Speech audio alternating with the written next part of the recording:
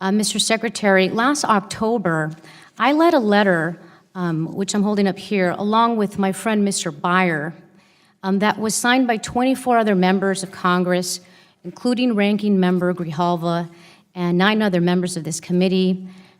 It's dated October 3rd, 2017. It asked you to immediately disclose the full details of all of the privately chartered flights that you had taken. Mr. Chairman, I want to start by asking unanimous consent to enter the letter into the record. And you should look at what we've provided I'm sorry, Mr. Secretary. If you let me just finish. Yes, without objection. Thank you. So the letter that was written to you was as a result of reporting by the Washington Post, Politico, and numerous other sources.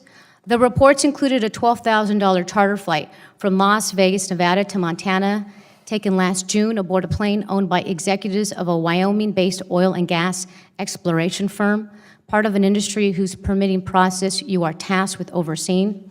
Now, these flights can give the appearance that you are mixing political gatherings and personal destinations with official business.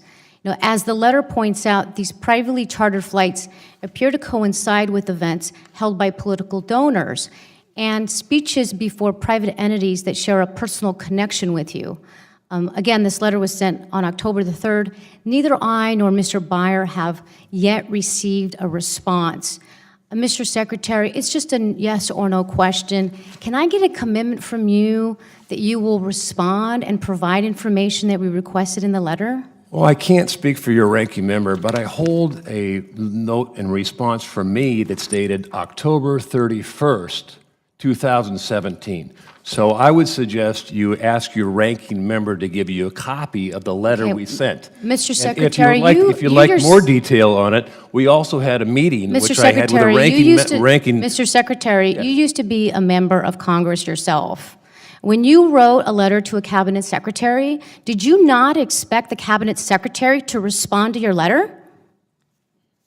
October 31st, 2000. Is that letter to me? Is that responding to my letter, Mr. Secretary? To the ranking member and to the chairman of this committee. I think you made my point, As well as I had Mr. a member, Secretary. I opened a meeting. I reclaim my time, Mr. Secretary. I'm not done with my line of questioning. And, you know, I just very nicely am trying to get a response to my letter that's directed at me. You know, I have a different office than the ranking member does.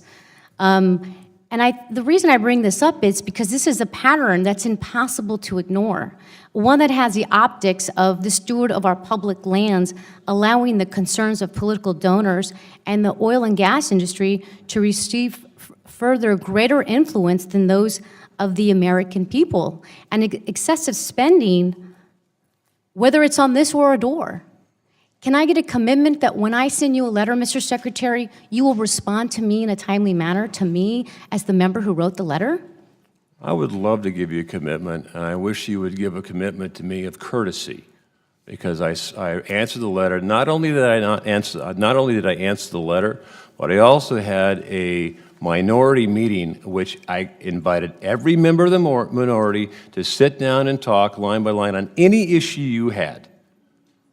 And as far as a oil and gas concern, it's contracted by the Department of Interior, blind of origin, and if a company owns a contracted King Air, then we don't look at who owns it, because we go through a government contracting service, and that's exactly what occurred. So to give an allegation that somehow we favor King Airs traveling at night after traveling all day across from Barrump, Nevada, would be inappropriate.